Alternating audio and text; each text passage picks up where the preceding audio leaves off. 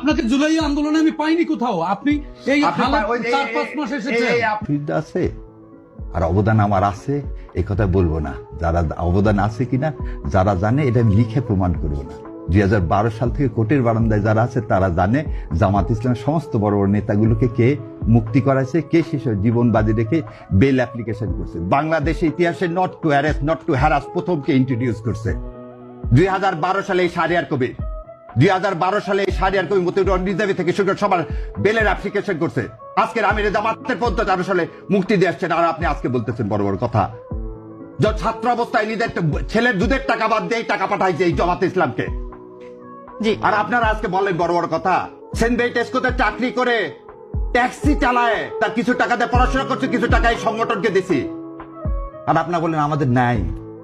এই যে 3 তারিখে এই যত লেখা পাবেন শাহবাগ থেকে ওই পর্যন্ত 5.5 লাখ টাকার কালি দিচ্ছে এই শাহরিয়ার কবির। যত লেখা পাবেন ঢাকা ইউনিভার্সিটির ওয়ালে তার টাকির কালির টাকাই শাহরিয়ার কবির দেয়। আর আপনারা বলেন আমাদের যোগ্যতা নেই। 2 তারিখে যখন সেরাটনে 30-1-2 সমস্ত ব্যারিস্টার থেকে নিয়ে মিটিং করে, এটা এই শাহরিয়ার কবির। আপনারা বলেন নাই। এই আমিরে জামাতকে যখন হত্যা করার জন্য আপনারা ধরার জন্য এখন তখন এই শাহরিয়ার কবির তার সাথে ঘুরে ঘুরে বেড়ায়। এটা হচ্ছে শাহরিয়ার কবির। হজ করতে যায়, উমরা করতে যায় কার সাথে? আমিরে জামাতের সাথে। জীবন বাজি রেখে ধরলে ধরবে ছোট ছোট দুধের বাচ্চা নিয়ে। ছোট ছোট দুধের বাচ্চা নিরাপত্তা পায়নি বলে পরিবারকে এদেশে রাখতে পারিনি। এটা হচ্ছে শাহরিয়ার কবির। আর আপনারা বলেন 5 মাস আমাকে দেখছেন। আপনারা বলেন 5 মাস দেখছেন।